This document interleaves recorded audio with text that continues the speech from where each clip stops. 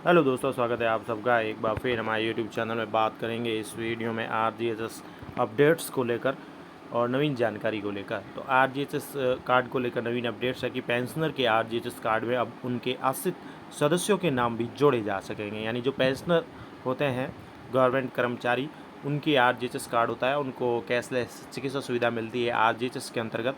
तो उन्हीं के लिए है कि उनके आश्रित सदस्यों के नाम भी जोड़े जा सकते हैं। तो पूरी खबर है कि जो जोड़े जा सकते हैं उनके लिए भी क्राइटेरिया, कुछ योग्यताएं रखी गई है, जैसे कि 25 वर्ष से कम आयु के होने चाहिए जो भी सदस्य जुड़ेंगे, और वो अविवाहित हो, अनमेरिड होने चाहिए, और मासिक आय जो 6,000 रुपये से कम होनी चाहिए। साथ ही विकलांग पुत्र पुत्री पर उपरोक्त तीनों शर्तें लागू नहीं होगी, लेकिन पेंशनर पर आश्रित होना आवश्यक है। इसके साथ ही परित्यक्ता विधवा पुत्री के संबंध में बात कही गई है कि माता पिता भी पेंशनर पर आश्रित होने चाहिए। साथ ही मासिक आय 6,000 रुपये से ज़्यादा नहीं हो। यानी कि परित्यक्ता है, कोई छोड़ी हुई विधवा है, पुत्री है, तो उसके समय माता पिता भी पेंशनर पर आश्रित होने चाहिए, और साथ ही उसकी मासिक आय है 6,000 से ज़्यादा नहीं होनी चाहिए। कुछ क्राइटेरिया। इसके साथ ही अब ऑर्डर देख लेते हैं पूरा, जो आरजीएचएस का ऑर्डर जारी किया गया है इसी संबंध में, ताकि स्थिति क्लियर हो जाए। ये 1 अगस्त का ऑर्डर है, राजस्थान सरकार द्वारा जारी किया आरजीएचएस से संबंधित है कि वित्त विनियोग विधेयक पर चर्चा करते हुए मुख्यमंत्री महोदय द्वारा जो Rajasthan pensioner medical construction scheme है उसमें संशोधन के प्रस्ताव दिए गए हैं, और उसी के क्रमांक के अनुसार जो है पेंशनर व पारिवारिक पेंशनर जो होते हैं, राजस्थान सिविल सेवा पेंशन नियम 1996 के अंतर्गत आश्रित परिवार जो होते हैं, उनकी परिभाषा को राजस्थान सिविल सेवा चर्या नियम 2013 के नियम 3 में वर्णित परिवार की परिभाषा के रूप में अनुरूप किया गया है। यानी परिवार की परिभाषा को थोड़ा संशोधित किया गया है। पेंशनर है चाहे वो पारिवारिक पेंशनर है। अब पेंशनर भी सेवारत राज्य कर्मचारियों की बात अपने परिजनों को आरजीएचएस में शामिल कर सकें। ये बड़ा अपडेट है कि जो पेंशनर होते हैं, यानी गवर्नमेंट से रिटायर्ड जो कर्मचारी हैं जिनके पास आरजीएचएस कार्ड है, तो वो भी एक सेवारत राज्य कर्मचारी की बात अपने परिजन जो भी आश्रित हैं उनको भी आरजीएचएस में शामिल कर पाएंगे। राजस्थान सिविल सेवा नियम 2013 में वर्णित परिवार की परिभाषा दी गई यहाँ पर उपलब्ध है, उसी के अनुसार संशोधन किए गए हैं। जैसा कि विदित है, उपरोक्त घोषणा संशोधन से पूर्व पेंशनर्स पारिवारिक पेंशनर के लिए चिकित्सा परिचर्या नियमों के अंतर्गत आश्रित परिवार की परिभाषा निम्नानुसार थी। यानी पहले परिवार की परिभाषा ये थी, family means pensioners wife husband. Family में पेंशनर के वाइफ और हस्बैंड दोनों आते थे। If wholly depended upon the pensioner, यानी पूर्ण रूप से जो उसके ऊपर डिपेंडेबल थे।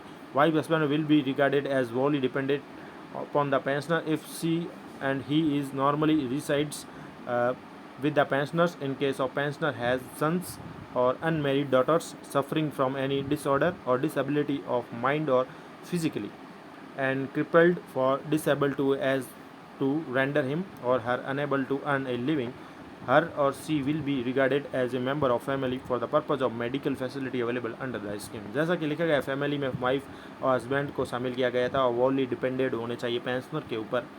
साथ ही उनके साथ जो रेजिडेंशियल होने चाहिए, उनके साथ रहते हो। इन केस ऑफ पेंशनर है सन्स, उनके पुत्र होता है, और अनमेरिड अगर डॉटर है, सफरिंग फ्रॉम एनी डिसऑर्डर, किसी डिसेबिलिटी डिसऑर्डर का शिकार है, माइंड है या फिजिकली रूप से डिसेबल है, उनके बारे में भी कहा गया। सो एज रेंडर हिम और हर अनेबल टू अर्न लिविंग, जो अपना कह सकते हैं रोज़गार नहीं कर सकते हैं, यानी लिविंग जो भी है अर्न नहीं कर सकते हैं, he or she will be regarded as family member, उनको फैमिली मेम्बर के रूप में ही माना गया था। For the purpose of medical facility available under the scheme, यानी इसके अंतर्गत जो मेडिकल फैसिलिटी मिलती थी, ये पहले की बात हो रही है, तो उसमें उनको शामिल माना गया था। ये परिवार की परिभाषा थी पहले की।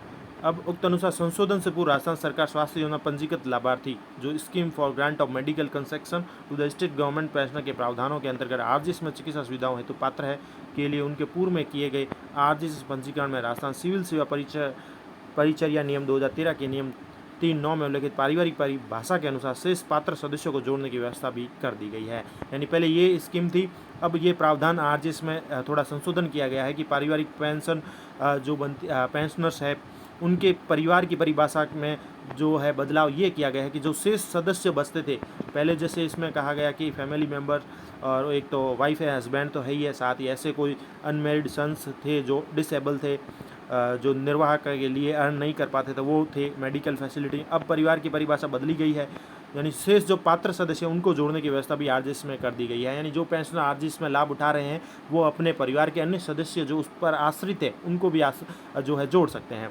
संबंधित लाभार्थी शेष पात्र सदस्यों को स्वयं के जन आधार में शामिल करने के पश्चात पंजीकृत एसएसओ आईडी का प्रयोग करते हुए आरजीएस के एडिट विकल्प के माध्यम से आरजीएस कार्ड में शामिल कर सकते हैं। अब शामिल होने का तरीका भी बताया है कि जो भी शेष लाभार्थी हैं, पात्र हैं, वो सदस्यों को स्वयं के जन आधार में शामिल करने के पश्चात जन आधार में संशोधन कराना होगा। उसके पश्चात पंजीकृत जो एसएसओ आईडी है उसका प्रयोग करके आरजीएचएस के एडिट मॉड्यूल है, विकल्प है, उसके माध्यम से आरजीएचएस के कार्ड में शामिल कर सकते हैं। और इसके साथ ही आपको बता दें कि और जो क्लेरिफिकेशन किया गया है, नियमों के हवाले दिए गए हैं।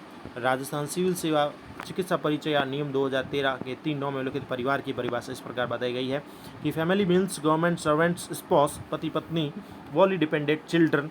जो फैमिली में आरजीएचएस में बताई गई है, फैमिली मीन्स जो है गवर्नमेंट सर्वेंट के जो पति पत्नी हैं वो आ गए, वॉली डिपेंडेंट चिल्ड्रंस है, लीगली अडॉप्टेड चिल्ड्रन है, इंक्लूडिंग लीगली डिवोर्स्ड है, विडो डॉटर भी है, and parents and excluding step parents भी है irrespective of where they reside, जहाँ वे रहते हैं। ये गवर्नमेंट ने फैमिली की परिभाषा निर्धारित की थी।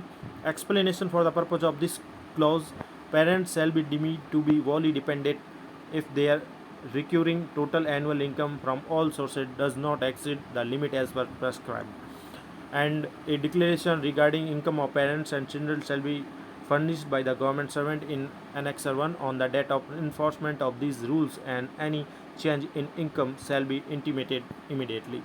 Any change in family shall be declared in Annex 2 by the government servant within 3 months of the event. Dependable children shall means in and include.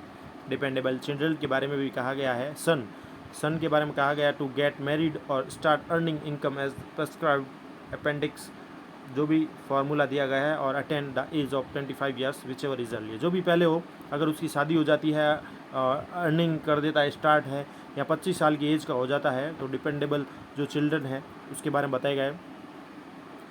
25 साल तक का इंक्लूड हो सकता है, 25 साल के बाद वाला नहीं हो सकता अगर उसकी शादी हो जाती है या वो अर्निंग शुरू कर देता है, जो भी पहले हो। डॉटर के बारे में कहा है टिल गेट्स मैरिड, यानी शादी होने तक वो शामिल हो सकती है, और स्टार्ट अर्निंग, या अगर उसकी अर्निंग स्टार्ट हो चुकी है, रोज़गार शुरू हो चुका है, तब तक वो जो है शामिल हो सकती है, उसके पश्चात नहीं हो सकती, जैसा कि लिखा गया है। यानी 25 साल की उम्र निर्धारित की गई है लड़के के लिए, डॉटर के लिए भी है, जब तक वो विवाहित हो जाती है तब तक। Son and daughter suffering from any permanent disability of any kind, अगर इसके अलावा भी कोई डॉटर है, पुत्री है, जो डिसेबिलिटी का शिकार है किसी physically mentally, shall be treated as dependable respective of his her age और मैरिटल स्टेटस, उनको भी जो है डिपेंडेबल के रूप में ही माना जाएगा उनकी एज के हिसाब से, या जब तक कि उनकी मैरिटल स्टेटस या मैरिटल कह सकते हैं स्टेटस जो भी है, या तो उनकी कह सकते हैं जब तक उनकी कंडीशन ख़राब रहती है, या कह सकते हैं उनकी अगर शादी हो जाती है तब तक कह सकते हैं। इसके साथ ही राजस्थान सिविल सेवा परिचय या नियम 2013 में वर्णित अपेंडेक्स जो फार्मूला दिया गया है 14 के अनुसार financial limit prescribed in various rules, जिसमें बताया गया है कि फाइनेंशियल लिमिट भी बताई गई है डिपेंडेबल जो भी होंगे उनके ऊपर, जैसे कि है फाइनेंशियल लिमिट है 6000 पर मंथ, डिपेंडेबल जो भी है। हेड ऑफ ऑफिस में रिमार्क ये है कि income from contributory provident fund, gratuity, government of India's prize bond, insurance benefit etcetera shall not be regarded as income for the purpose of this clause. इसमें ये सब जोड़े नहीं जाएंगे, कोई भी प्रोविडेंट फंड है, ग्रेचुइटी, गवर्नमेंट ऑफ इंडिया के कोई प्राइज बोनस वगैरह, केवल 6000 रुपये पर मंथ है उसकी लिमिट बताई गई है जो डिपेंडेबल है उनके लिए।